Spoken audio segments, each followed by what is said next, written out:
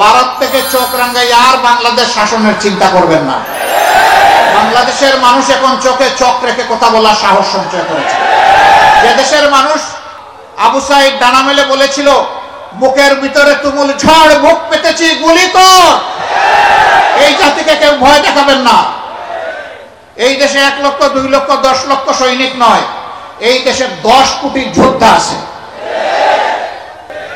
আলহামদুলিল্লাহ, আমাদের সন্তানদের নেতৃত্বে সেই সিঙ্গল জাতি ভেঙে ফেলেছে।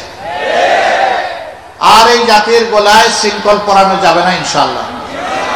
ভারতের প্রতি আমাদের অনুরোধ, আমাদের স্পষ্ট বার্তা, আপনাদেরকে প্রতিবেশী হিসেবে সম্মান করি, আপনারাও আমাদেরকে সম্মান করতে শিখুন। বাংলাদেশকে, বাংলাদেশের জনগণকে সম্মান দিতে শিখুন। ভারত থেকে চোখ রাঙ্গাই আর বাংলাদেশ শাসনের চিন্তা করবেন না।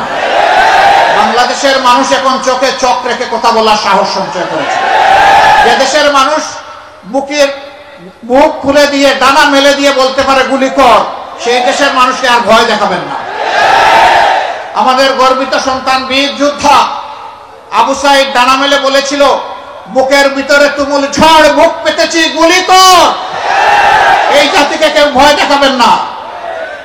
এই দেশে 1 লক্ষ 2 লক্ষ 10 লক্ষ সৈনিক নয়, এই দেশে 10 কোটি যোদ্ধা আছে। অতএব আমরা অনুরোধ করব, আমরাও শান্তিতে থাকি, সবাই শান্তিতে থাকো। আমরা কারো আভ্যন্তরীণ ব্যাপারে হস্তক্ষেপ করা পছন্দ করি না। আমাদের ব্যাপারেও কেউ হস্তক্ষেপ করুক, তাও আমরা চাই না। শেখ হাসিনা চলে গিয়েছে, আশ্রয় নিয়েছেন ভারতে।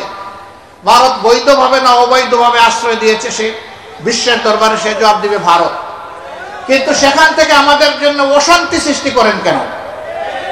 অশান্তি সৃষ্টি করবেন না। মাঝখানে অনেক কাণ্ড ঘটানো হয়েছে, আপনারা জানেন। আলহামদুলিল্লাহ, আমাদের যুব সমাজ এবং জনগণের ঐক্যের কারণে আল্লাহ তাআলার রহমতে সেই সব কিছু ব্যর্থ হয়ে গেছে। কিন্তু প্রতিনিয়তই ষড়যন্ত্র করা হচ্ছে, ষড়যন্ত্র থেমে নাই। কিন্তু আল্লাহ তাআলা হুঁশিয়ারি উচ্চারণ করে বলেছেন, ওমাকারু মাকারাল্লাহ ওয়াল্লাহু খায়রুল মাকিরিন।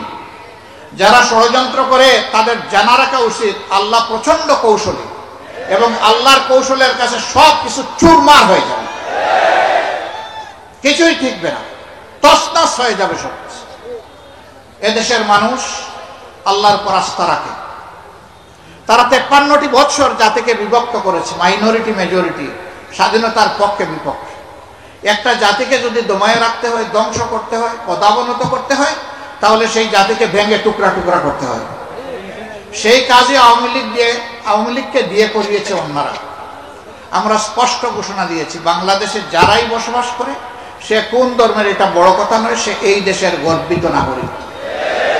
সকল ধর্মের নাগরিকেরা এখানে সমান অধিকার ভোগ করবেন। ধর্মের ভিত্তিতে এখানে অধিকারের কোনো বিভাজন করতে আমরা আর দেব না। এই জন্য আমরা সকল ধর্মের বর্ণের ভাই বোনদেরকে অনুরোধ করি, আমরা এখন শক্ত হয়ে দাঁড়াবো। আমরা কালোকে কালো বলবো, সাদাকে সাদা বলবো। আমরা সাদার সঙ্গী হব এবং কালোকে আমরা ঘৃণা করব। যারা 53 বছর ধরে এই সমস্ত স্লোগান দিয়ে মানুষকে কষ্ট দিয়েছে, বিভিন্ন ধর্মের লোকদের জায়গা জমি অবৈধভাবে দখল করেছে, ইজ্জতের উপরে হাত দিয়েছে, সম্পদ লুণ্ঠন করেছে, এই সমস্ত চুর ডাকাতদেরকে আর আমরা প্রশ্রয় দেব না।